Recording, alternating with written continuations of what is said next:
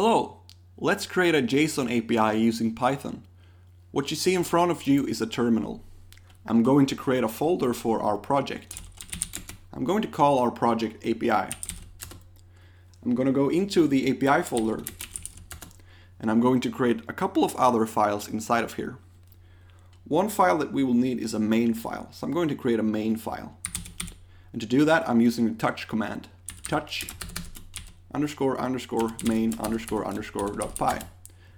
In this file, we will have our code for our main entry point for our application. Now I'm going to create another folder, API. So now I have another API folder inside of our API folder. Now I want Python to know that that API folder is a module. So I'm going to create an init file inside of it. I'm using touch here again. API/__init__.py. Now I'm going to create another file inside of the API folder. And this is app.py. This file will contain the application. Now I'm going to go ahead and open up an editor. I'm going to use Vim for this, but you can use whatever editor that you want to use. So, the first thing we want to do is that we want to install some dependencies that we're going to need for our application. So we're going to use a framework called Flask for our HTTP management. So to install that, first we want to create a virtual env. We're using the virtual env command. -p. The path to a Python binary on your machine. I'm going to use Python 3.7. So virtual env -p usr bin Python 3.7m. Then I'm doing ./venv. Now this will create a virtual env folder where I'm standing.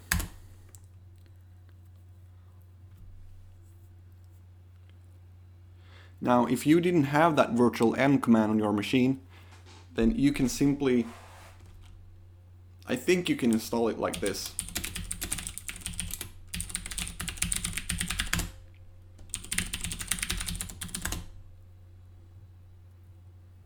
Yes.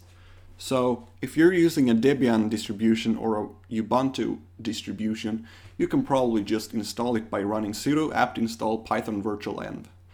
After you've done that, you will have the virtual env command. So as you remember, I wrote this line here. So now I have another folder here called venv. Now I'm going to source that. Source./venv bin activate. And I'm going to hit enter. So now I have sourced that virtual env. Now I can install dependencies using the pip command. So I'm going to go ahead and install Flask. Flask was successfully installed, as you can see here. So now what I'm going to do is that I'm going to go into my editor. I'm going to go into the app.py file and I'm going to start writing the basic code to get a Flask app up and running. So first we're going to need to import Flask. Then I'm going to define our application.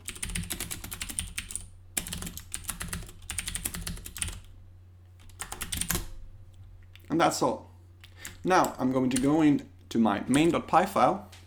And what I'm going to do is that I'm going to import our app.py from our API.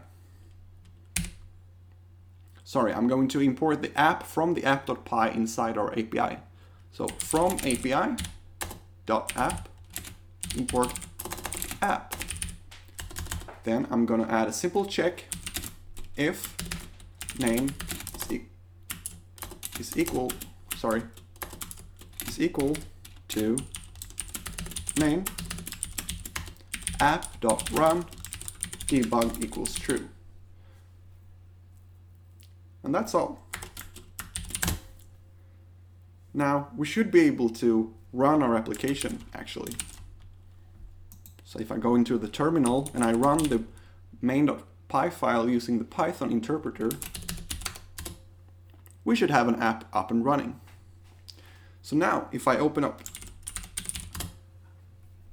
a web browser and I go to localhost 5000, you should actually get a 404 not found. And this is expected because we haven't registered any routes yet. So let's go ahead and do that. Let's go into our editor again. And I'm going to the app.py file.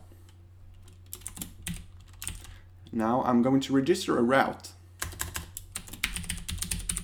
I'm going to use /. So to register a route, you simply do the @ app.route and the route of the route.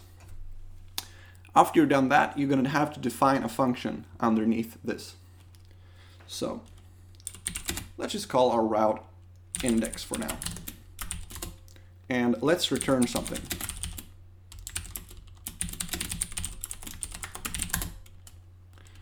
And since we ran our application with debug equals to true, it automatically detected the changes in the app.py file and reloaded everything. So we don't need to restart our application. Now if you refresh, we should see the text, it works. Cool. So let's return some JSON. To return some JSON, you can also, we're going to import another module from Flask called JSONify. So from Flask, import JSONify. Now we can start returning JSON data. So let's say we have a list of people.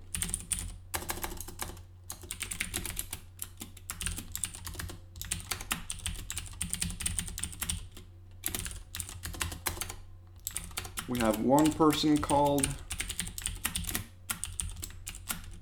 John, and he is 27 years old. We have one person named Sarah.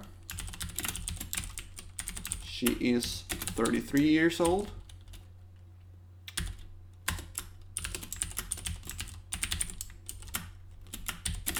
We have one person called David.